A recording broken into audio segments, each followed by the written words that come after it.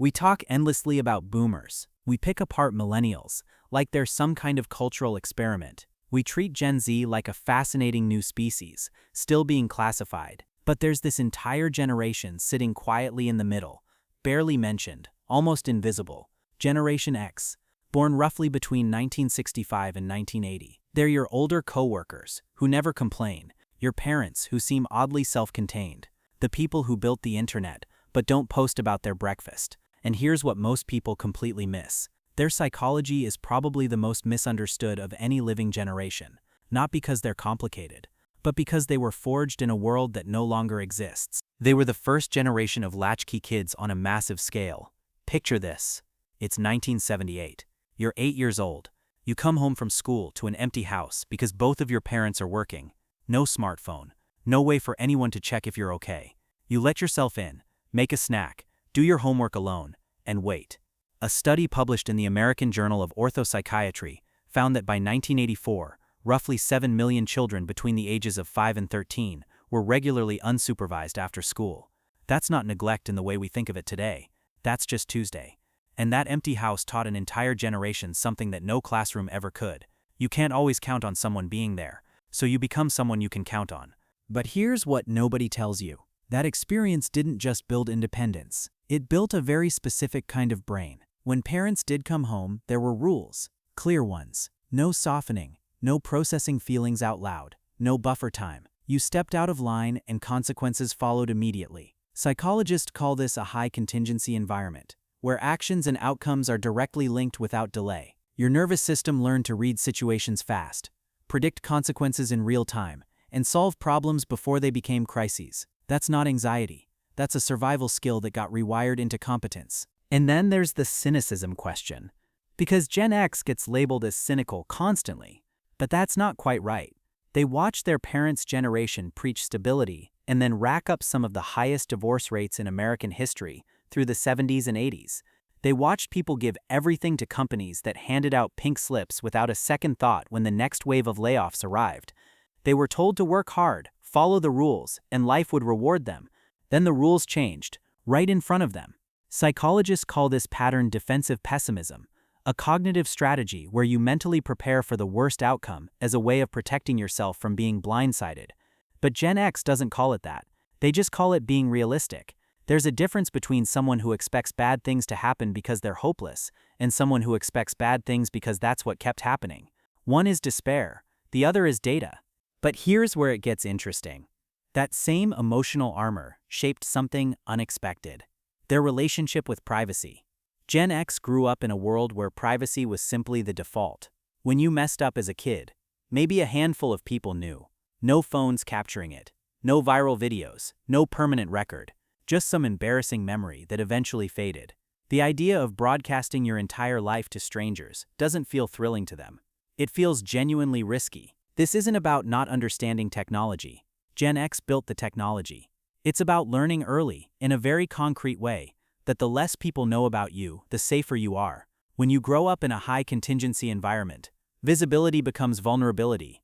That's not a personality quirk. That's a hard-learned lesson. Here's the twist. Gen X also turned something dark into one of the most recognizable cultural signatures of any generation: irony. Crack a joke, keep things at arm's length, laugh at it before it can sting. You can trace exactly where that comes from. They grew up in the Cold War's long shadow, in an era when the adults around them kept two completely contradictory ideas alive at the same time. Everything is fine. Also, everything could end at any moment. When the world around you holds that kind of tension without ever resolving it, you learn to carry two opposing thoughts at once, and you learn to use humor as the distance between you and things that hurt. Now let's talk about work. Because Gen X's work ethic is genuinely unusual, and it doesn't come from ambition in the traditional sense. It was forged early through jobs that seem almost archaic now: paper routes before sunrise, bagging groceries, running fast food registers where you had to calculate change in your head when the machine broke. These weren't resume builders. They were raw introductions to the adult world, and they happened young. They watched their parents' generation get dismantled by corporate restructuring. So they never believed in company loyalty, but they're fiercely loyal to their own competence. They can't control whether they'll get laid off, but they can control whether they're the most capable person in the room when it happens. And stay with me here, because this is where Gen X psychology gets genuinely fascinating. There's a paradox at the core of who they are. They're simultaneously the most independent generation alive and the most quietly collaborative. They will never ask for help. They've been handling things themselves since they were 8. But if you need them, they'll show up without drama, without a social media post about it, without needing credit afterward.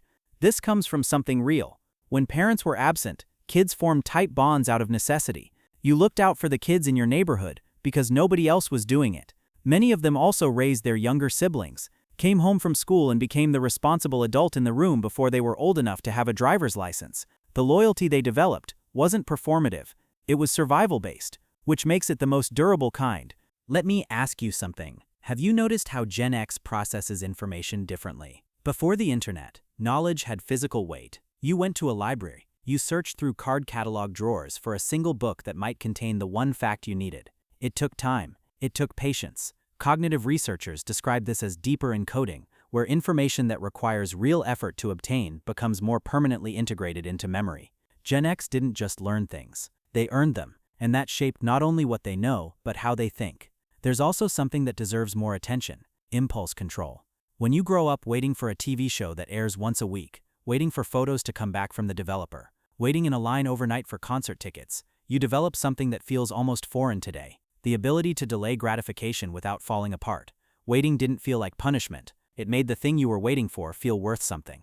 There's a quieter part of Gen X psychology that doesn't get discussed enough: the economic weight. The youngest of them graduated college directly into the dot-com crash.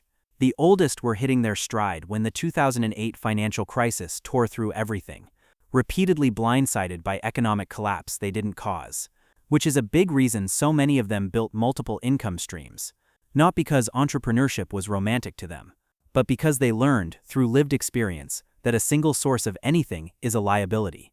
Research in the Journal of Adult Development found that Gen Xers report significantly lower rates of seeking social support during stressful periods, not because they lack people who would help, but because asking feels like a confession of failure. That's not stubbornness, that's conditioning.